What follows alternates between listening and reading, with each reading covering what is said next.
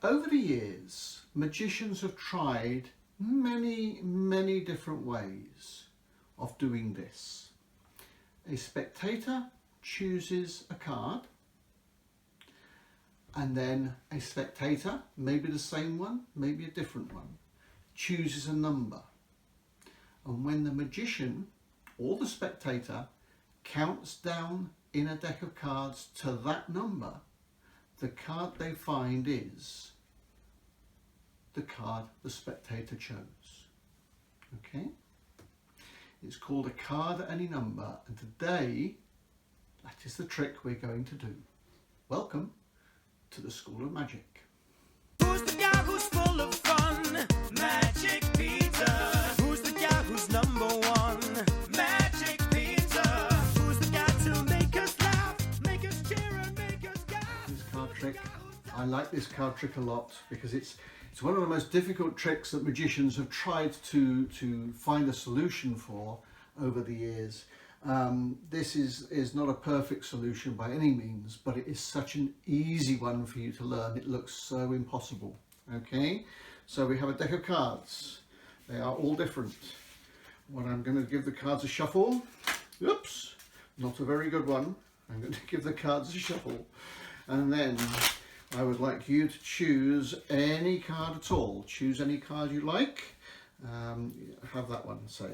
Okay, now have a look at that card. Do not tell me what that card is. Okay? Okay, good. What I'd like you to do, put the card back into the deck for me, like that. Okay? Super job. Now, what I'm going to do is I'm going to give you a choice of number. Okay? I'm going to give you a choice of number, and I will then cut the cards so that your card is at the number in the deck that you have chosen. Okay, so choose a number between 1 and 52.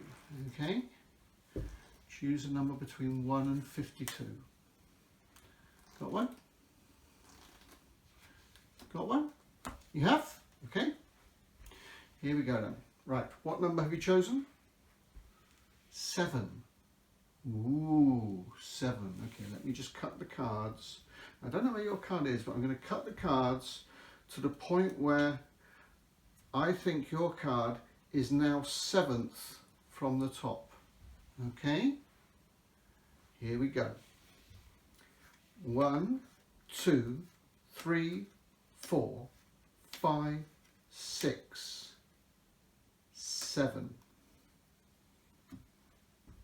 Can you tell me, is that your card?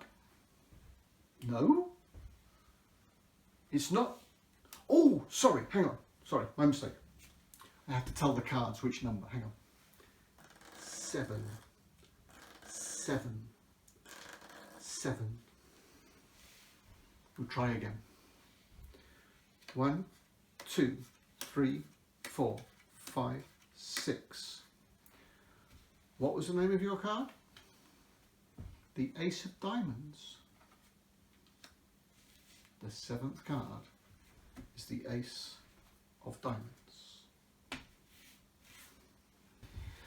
So this trick uses two principles really. One I've taught you before and I'll show you again. The other one is something new that I'll teach you. The first principle it uses is this. Can you see that the two of clubs here, 2 of the corners have been cut off the card? This is what's called a corner shorted card. You've made the card shorter on these 2 corners than this one. That means that if you put this card in the middle of the deck, okay, you can find it very easily.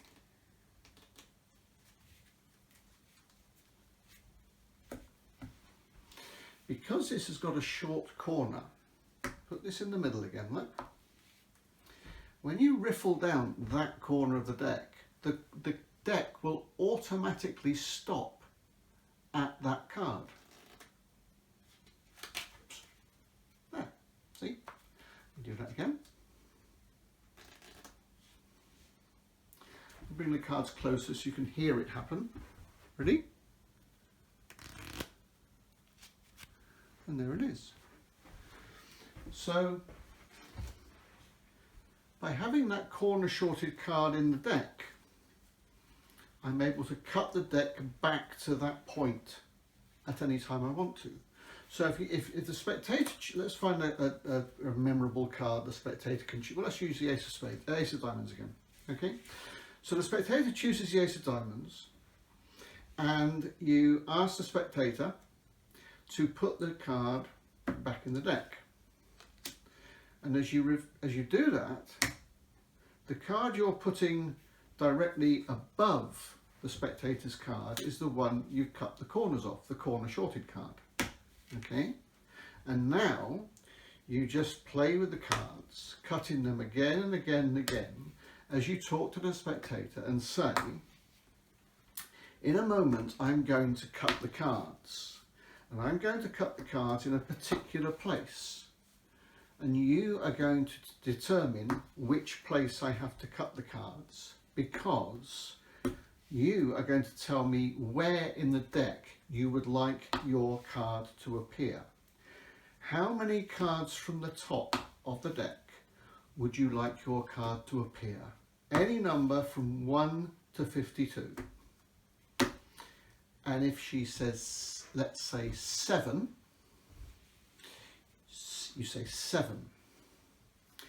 And then you riffle down the cards and you say, I think the deck needs to be cut there.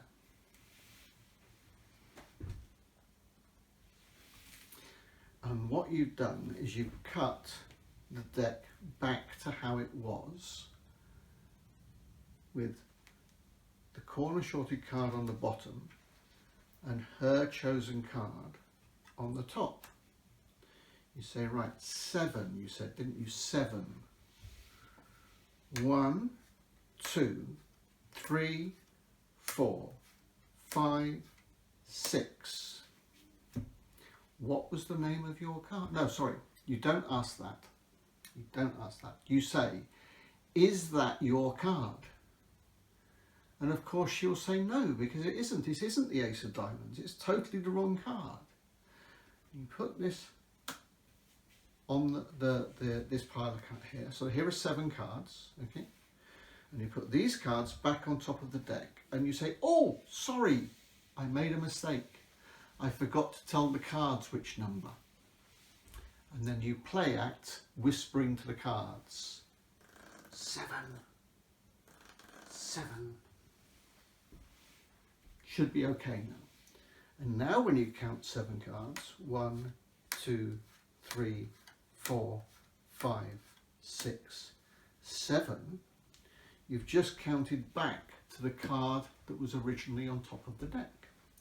You say, what was the name of your card? The Jack of Diamonds.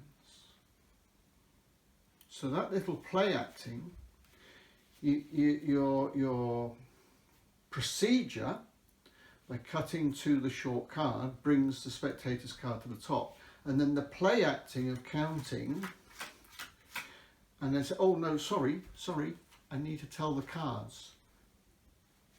And then you, oops, and you get back to their card. It's all acting. But you do need to have this corner short card. The other thing I was going to teach you is, this is the spectator's card, okay? We'll put it in the middle of the deck, like that.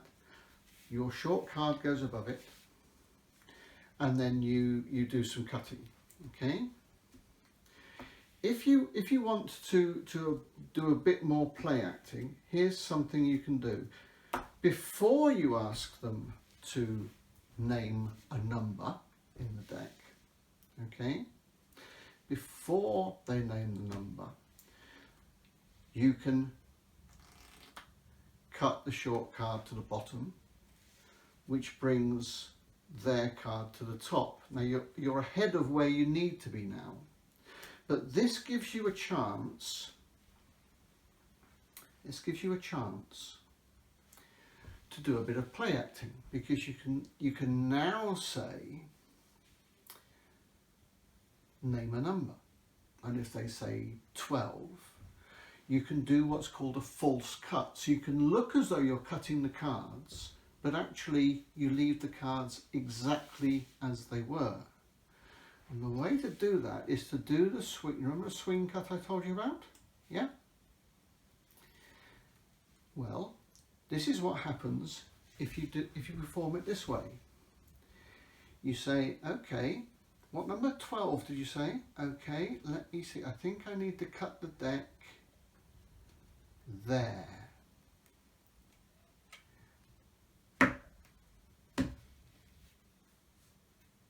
And nothing's happened because their card is still on the top. That's a false cut. In this particular application of it, you can be very precise. Okay, 12, and you say, I think it's there. And now when you perform the swing cut, normally you'd swing this over and put this on top. That would cut the deck. But in this instance, you say, okay, 12, and you swing these cards over here, but then you put these cards on the table. Now this half is the bottom half of the deck.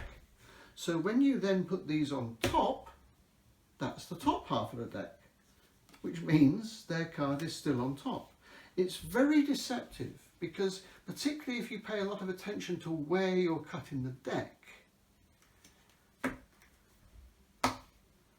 it looks as though, for all the world, as though you're cutting the deck. And you can do this as many times as you like, because nothing changes.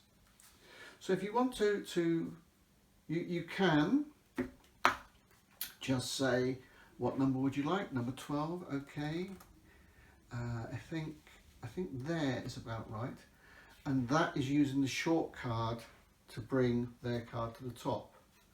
Or, if you've already done that, as I say, you can then do a false cut and you say, I think it's there. And then start counting the cards. Okay, oops, I forgot. Put the cards back on top. 4. 1, 2, 3, 4. So there you go. So like I said at the beginning, that is one of the most famous plots in magic. A card at any number. A-C-A-A-N. Acaan. A card at any number. There are many different solutions to it. Some are better than others. This is one of the easiest. We do cheat slightly, but you do get a card at any number. So I hope you enjoyed that. I'll be back here tomorrow with some more magic, so I hope I see you then. Bye. Who's the guy who's full of fun?